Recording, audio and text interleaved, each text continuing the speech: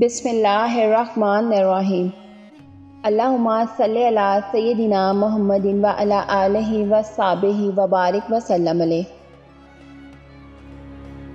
حضرت مرثد بن ابی مرثد رضی اللہ تعالیٰ عنہ کا مکہ شریف میں قبول اسلام سے پہلے ایک عورت سے تعلق تھا۔ قبول اسلام کے بعد آپ ہجرت کر کے مدینہ آ گئے۔ حضور صلی اللہ علیہ وآلہ وسلم نے ان کو مکہ کسی کام سے بھیجا۔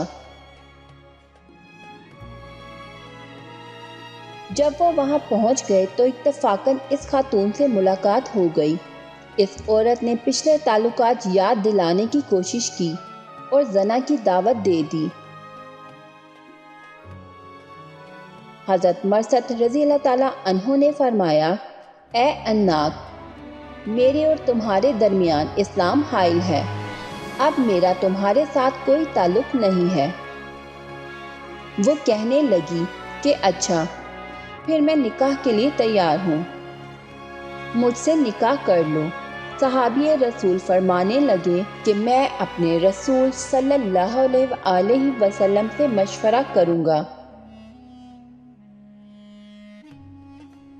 چنانچہ واپس مدینے تشریف لے آئے اور حضور صلی اللہ علیہ وآلہ وسلم کی خدمت میں حاضر ہو کر اس بات کا تذکرہ کیا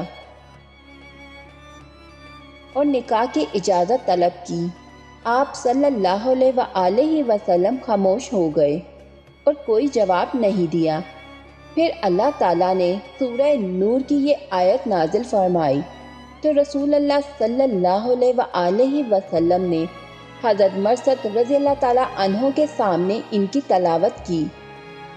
ترجمہ: زانی مرد نکاح کرتا ہے تو زناکار یا مشرک عورت ہی سے نکاح کرتا ہے، اور زناکار عورت سے نکاح کرتا ہے تو وہی مرد جو خود زانی ہو یا مشرک ہو، اور یہ بات مومنوں کے لیے حرام کر دی گئی ہے۔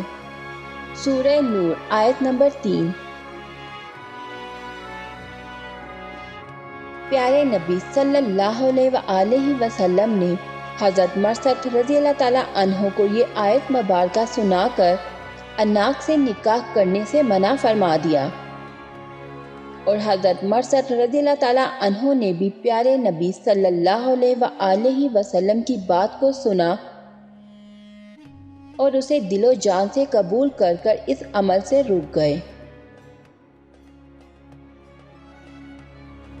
حضرت مرثد رضی اللہ تعالیٰ عنہ صرف حضرت محمد صلی اللہ علیہ وآلہ وسلم کے ایک ذرا سے منع کرنے پر فوراً رک گئے، اور فوراً ہی انہوں نے اپنی دلی خواہش کو حضرت محمد صلی اللہ علیہ وآلہ وسلم کے حکم پر ترک کر دیا۔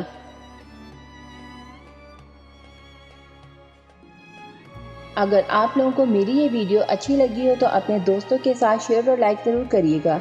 اس طرح کی مزید اچھی ویڈیوز دیکھنے کے لیے ہمارے چینل کو سبسکرائب کریں۔ ملتے ہیں نیکسٹ ویڈیو میں۔ اپنا بہت سارا خیال رکھیے گا۔ اللہ حافظ۔